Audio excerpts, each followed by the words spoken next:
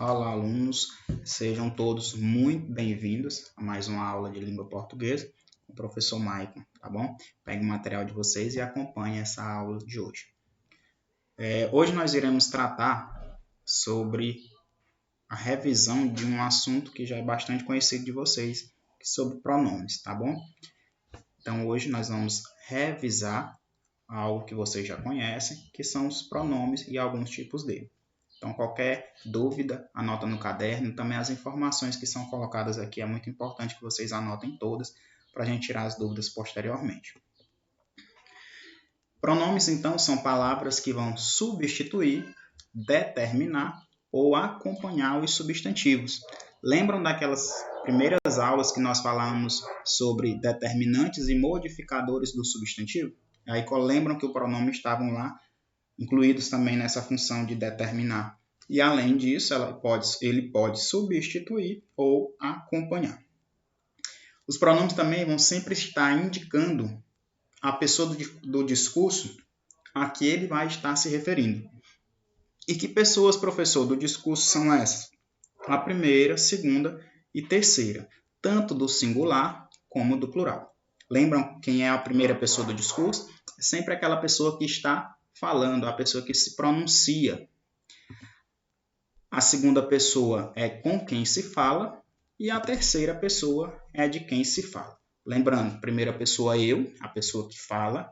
A segunda pessoa é o tu ou vós, é a pessoa com quem eu estou falando. E a terceira, ele ou ela, eles ou elas. Tá bom? Exemplos aqui de pronomes, substituindo o nome ou acompanhando. Nós vamos agora identificá-los. Jorge comprou uma bicicleta. Jorge trabalhou durante um ano para conseguir a bicicleta. Percebam a repetição da palavra Jorge e bicicleta no enunciado?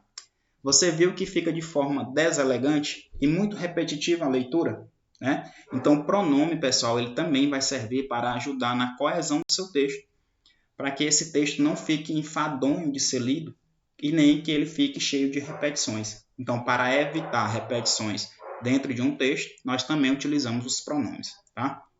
E aí eu fiz a reescrita dessa frase, substituindo a palavra por pronome. Lembrando que tem que ser o pronome adequado, não é qualquer pronome que cabe. Então, Jorge comprou uma bicicleta. Ele, estou me referindo a Jorge, né? Então é um pronome pessoal que está substituindo o nome. Trabalhou durante um ano para conseguir lá. Esse lá é quem, pessoal? A bicicleta. Então, o lá também é um pronome. Só que agora ele não é mais um pronome do caso pessoal. Ele é um pronome, não é um pronome pessoal do caso reto. Agora ele passa a ser um pronome do caso oblíquo. E aí futuramente nós vamos entender qual é a diferença desses dois tipos de pronomes pessoais, do reto e do oblíquo. Beleza? Então vamos adiante. Quem são os pronomes pessoais? Do caso reto é o eu, o tu, ele, ela, nós, vós, eles ou elas. Percebam aí que cada pronome refere-se a uma pessoa diferente, tá bom? Quem é o pronome do caso oblíquo ou quem são os pronomes do caso oblíquo?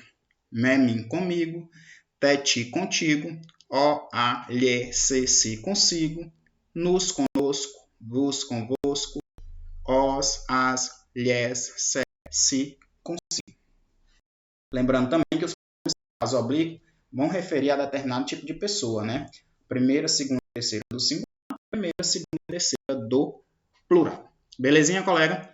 Acho importante vocês transcreverem esse quadro para o caderno de vocês. Pode auxiliá-lo nas atividades, né? Então, pausa o vídeo e transcreve o quadro para o teu caderno. Além dos pronomes pessoais, existem também pronomes de tratamento. É o pronome utilizado para tratar as pessoas, para se referir a determinado tipo de pessoa, dependendo do seu grau de formalidade, tá bom? Então, o pronome de tratamento, eu coloquei aqui alguns, mas não é somente esses, não são somente esses, desculpa. Existem vários tipos e você pode pesquisar aí e conhecer os pronomes adequados para o tratamento das pessoas, tá bom? O você, há quem defenda que ele é pronome pessoal, mas também tem quem defenda que ele é pronome de tratamento. Então, na dúvida, use o você sempre como pronome pessoal, porque como pronome de tratamento, ele vai trazer uma certa informalidade para a frase, tá bom? Então, eu uso o senhor ou senhora para qualquer tratamento respeitoso. Quando eu quero respeitar qualquer pessoa, cabe o senhor ou senhora.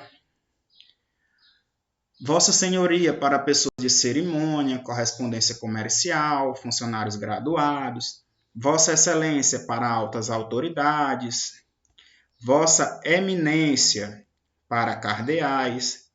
Vossa Alteza para príncipes, princesas e duques. Vossa Majestade para rainhas, reis, imperadores, imperatrizes. Vossa Reverendíssima para sacerdotes e religiosos em geral. Vossa Magnificência para reitores de universidade. E aí, reitor, pessoal, para quem não sabe, é como se fosse o diretor da escola. Vossa Meritíssima para juízes de direito. Vossa Santidade para o Papa. Beleza? Pronomes demonstrativos vão demonstrar algo ou alguma coisa, uma pessoa, um objeto, em relação à posição dessa pessoa do discurso. Tá? Então, o pronome demonstrativo ele é utilizado muito em relação às posições das pessoas ou dos objetos. E aí ele pode ser utilizado para pessoa, objeto, lugar ou etc.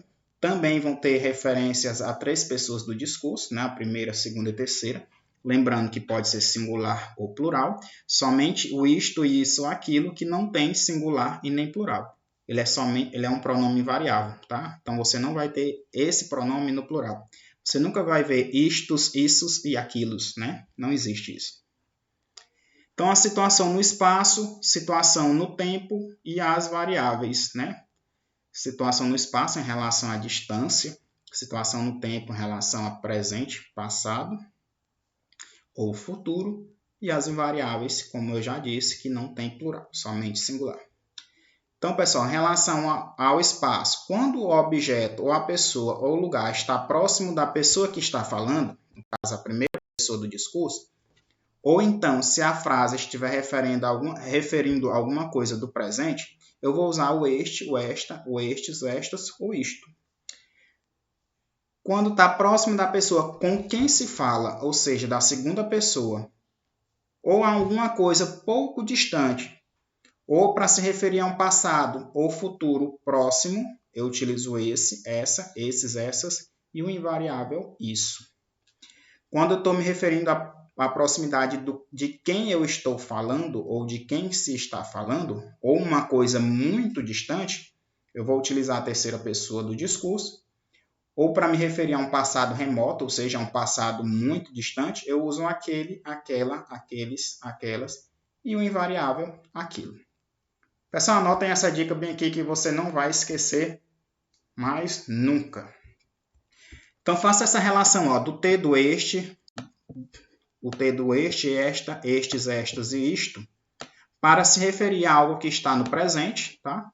Ou então perto da pessoa que fala.